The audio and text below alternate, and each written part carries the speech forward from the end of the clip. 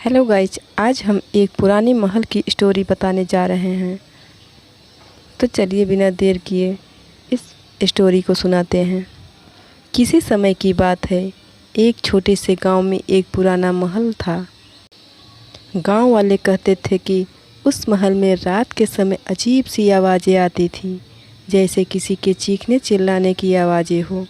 लोग मानते थे कि महल में कोई प्रेतात्मा है। हालांकि कोई भी व्यक्ति वहां जाने की हिम्मत नहीं करता था, क्योंकि वे डरते थे कि कहीं उस रहस्य में फंस न जाएं।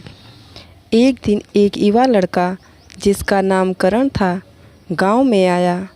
वह साहसी था और इस तरह के रहस्यों को सुलझाने का शौक भी था उसे। उसने गांव वाले से सुना था कि महल में रात को अजीब घटनाएं होती हैं, और उसने ठान लिया कि वह इस रहस्य को सुलझाएगा। एक रात करण महल में घुसने का फैसला करता है। वह सावधानी से महल की ओर बढ़ता है, और जैसे ही वह महल के दरवाजे पर पहुंचता है, एक हल्की सी सर्द हवा चलने लगती है। वह दरवाजे को खोलता है और अंदर दाखिल हो जाता है। महल के भीतर एक सुनसान हॉल में आता है, जहां दीवारों पर पुराने चित्र लटके हुए थे। तभी अचानक उसके कानों में उस चीखने चिल्लाने की आवाज़ आती है। करण डरते हुए आवाज़ की दिशा में बढ़ता है। वह एक कमरे के पास पहुंचता है और दरवाज़ा खोलता है। अंदर एक पुरानी किताब और एक पुराना पत्र पड़ा होता है।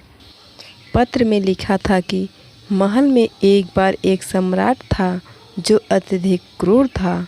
उसने अपने लोगों को बहुत पीड़ा दी थी, और अंततः उसी क्रूरता का शिकार होकर उसकी आत्मा महल में ही बसी रही। हर रात उसकी आत्मा महल में भ्रमण करती थी, और उस समय वह चीखें निकलती थी। करण ने महसूस किया कि महल का रहस्य बस एक आत्मा की दारुण कहानी है।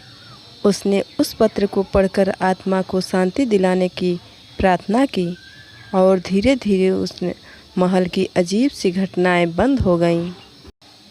तब से महल में कोई भी विचित्र आवाज़ नहीं सुनाई दी, और गांव वाले फिर से शांति से रहने लगे।